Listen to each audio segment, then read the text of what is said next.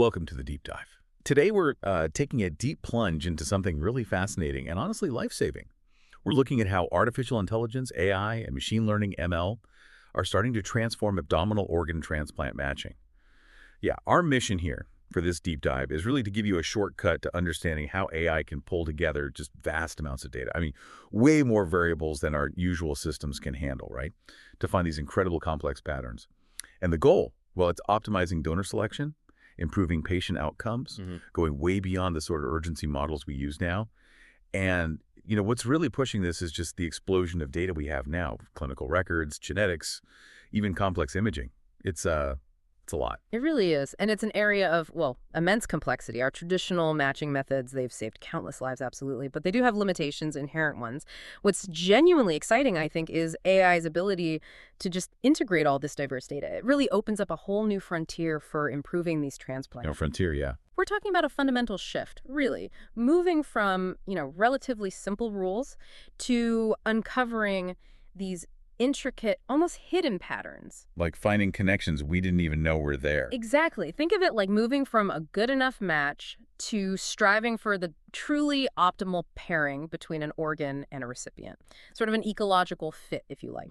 So today, we'll explore what's actually being done, how these systems work, and crucially, the big hurdles that are still there before they become, everyday practice. That's a powerful way to put it. Optimal ecological pairing. So, okay, when we talk AI in transplant matching, what does that actually look like? What tools are we talking about? It's quite a spectrum, actually. It ranges from, established statistical models right through to cutting-edge deep learning. So while the traditional benchmarks, things like logistic regression, Cox survival models, they still form a foundation. The classics. The classics, exactly. But many studies now are leaning into more sophisticated stuff. We're seeing a lot of what are called supervised machine learning algorithms. The heavy hitters, you often see tree-based models like random forest, gradient boosting machines. You might hear names like XGBoost, LightGBM. Right. Those pop up a lot. They do. And support vector machines, SVMs. And then deep learning, essentially multi-layer neural networks. That's also proving incredibly promising.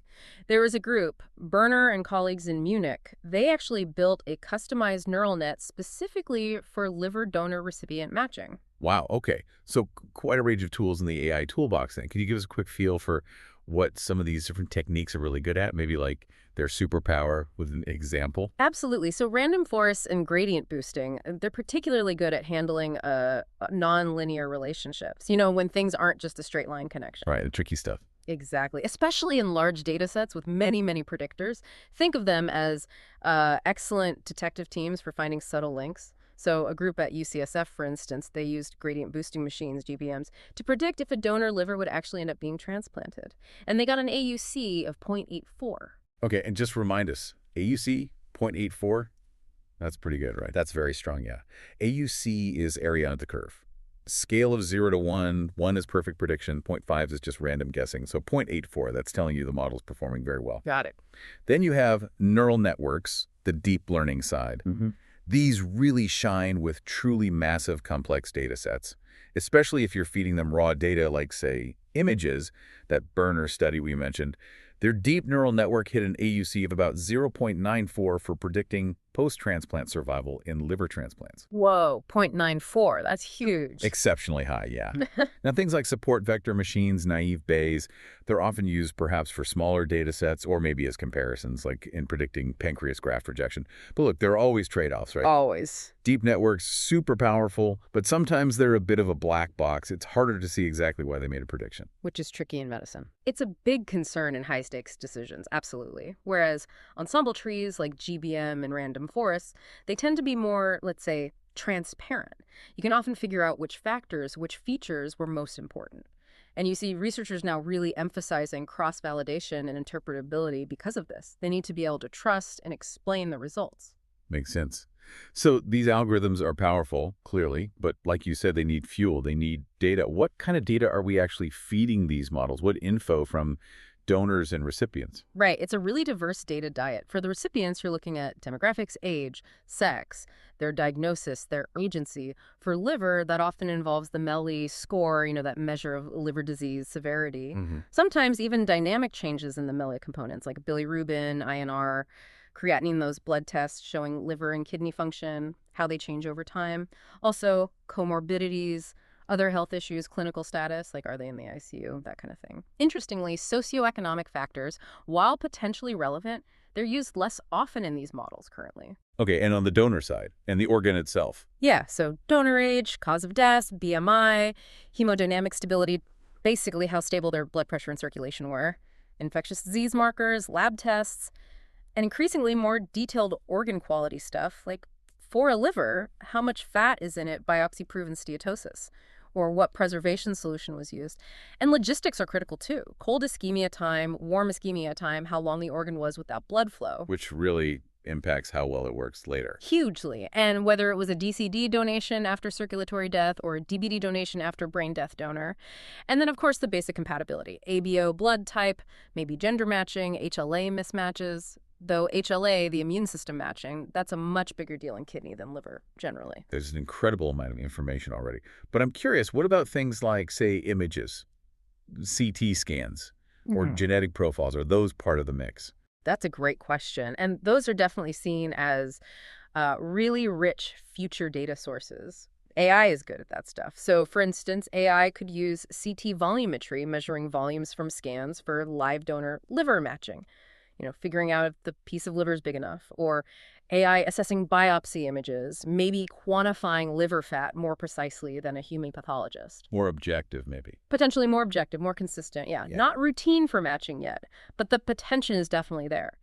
Genetic and immunologic data, they're less common right now in these predictive models, but you could imagine including things like SMPs, those DNA variations, or gene expression profiles. Actually, one study on pancreas transplants found immunologic features, like new antibodies the recipient made against the donor tissue, were key predictors for rejection. Ah, so really drilling down into the immune response. Exactly. So, fundamentally, these models are trying to combine this huge array of clinical, lab, demographic, logistical variables. As researchers often say, it's the growing abundance of all this data, clinical, genetic, radiologic, metabolic, that makes machine learning so attractive here. It lets us find connections we just couldn't see before.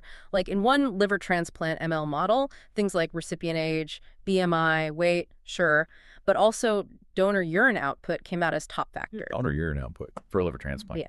Which might surprise a clinician who's focused on more obvious liver-related markers. It shows how AI can pick up on these less intuitive signals. That is fascinating. It really highlights how AI can find these non-obvious links.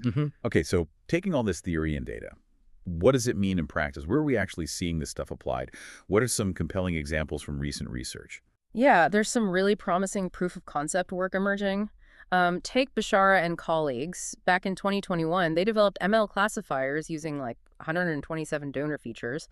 Their gradient boosting machine model predicted if a donor liver would actually be recovered for transplant with an AUC of 0.84. Which we know is pretty good. Right. And the key thing here, it significantly outperformed the existing liver discard indices, the standard checklists. Ah, so potentially fewer good organs getting wasted. That's the hope. Instead of a vague maybe, the AI gives a more confident prediction, potentially aiding decisions in real time, maybe even helping manage the donor better. Interesting. What else?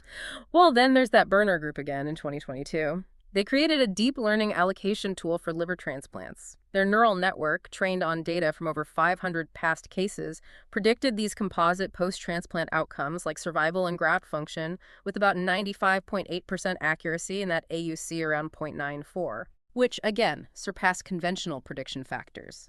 The sort of surprising insight there is AI potentially predicting long-term success with high accuracy, not just immediate viability.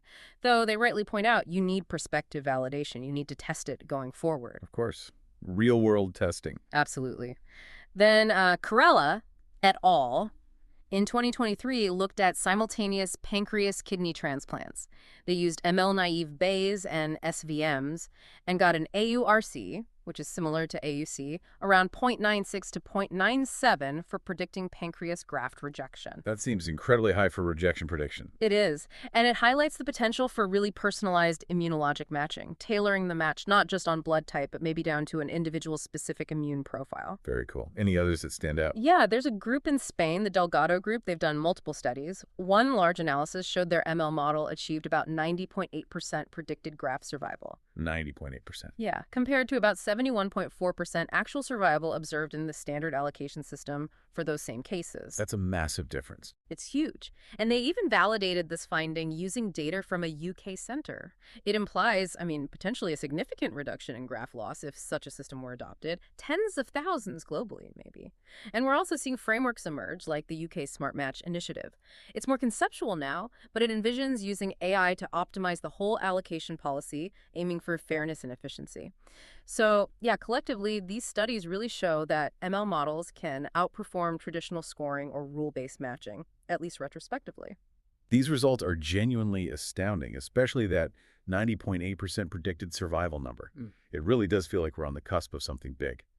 But I guess, how do these amazing retrospective results translate into a guarantee going forward? Is there skepticism when you talk about these numbers with clinicians? Oh, absolutely. And it's a healthy skepticism, right? The studies are fantastic proof of concept. They show what could be possible if you have enough high-quality data looking backwards. But that leap from retrospective analysis to prospective implementation where the AI makes real-time, forward-looking decisions, that's enormous. Yeah, the real world is messy. Exactly. Researchers know that real-world complexities, maybe incomplete data points in the moment, unexpected patient factors, they can all impact how well the model performs live. Which is why, virtually every study you read hammers home the need for robust prospective trials. Testing it live. Testing it live, ideally head-to-head against current practice, to make sure these impressive numbers actually hold up when the stakes are real. It's absolutely the critical next step to build that trust and validate the benefit. Okay, that makes sense. So beyond these specific studies, how might AI-driven matching fundamentally shift how we approach transplants overall? What's the biggest potential gain here for patients, for the system, if this really takes off? I think the biggest potential is a really profound, almost philosophical shift in how we value and allocate these precious organs. Right now, allocation is often driven primarily by urgency. Who's the sickest? Who needs an organ right now to survive? The sickest first model. Pretty much. Yeah. And while that's critically important, of course, it doesn't always guarantee the best long-term outcome for that specific organ or even for the patient sometimes. AI models, though, they're typically designed to optimize for utility. Utility. Meaning post-transplant survival, long-term graft function, how well the organ works, and for how long in that specific recipient. It's a shift from just crisis management towards more of a strategic, long-term health investment. That sounds like a major change in thinking. It is. Think back to that Bishara study predicting transplantable livers with AUC 0.84 that highlights reducing organ wastage. Or the Spanish study showing that 90.8% predicted survival implies potentially far fewer grafts failing down the line. These AI models can tailor matches by considering dozens, even hundreds of donor and recipient features all at once. Finding that optimal ecological pairing you mentioned. Exactly, maximizing the overall utility. Some studies have already suggested ML in liver transplant could reduce wastage by better matching, say, higher-risk organs with recipients who are actually likely to do well with them, recipients who might otherwise wait too long. So in practice, better DR pairing should mean better overall graft survival rates, fewer complications for patients, maybe lower long-term costs from retransplants or chronic issues. Ultimately, healthier transplants mean immense individual and societal benefits. Lives saved, better quality of life, maybe even cost efficiencies. Okay. Optimizing for long-term health, maximizing utility. It sounds incredible. Yeah. But there's always a but. With any powerful new tool, I imagine there are some pretty significant roadblocks. What are the biggest challenges standing in the way right now?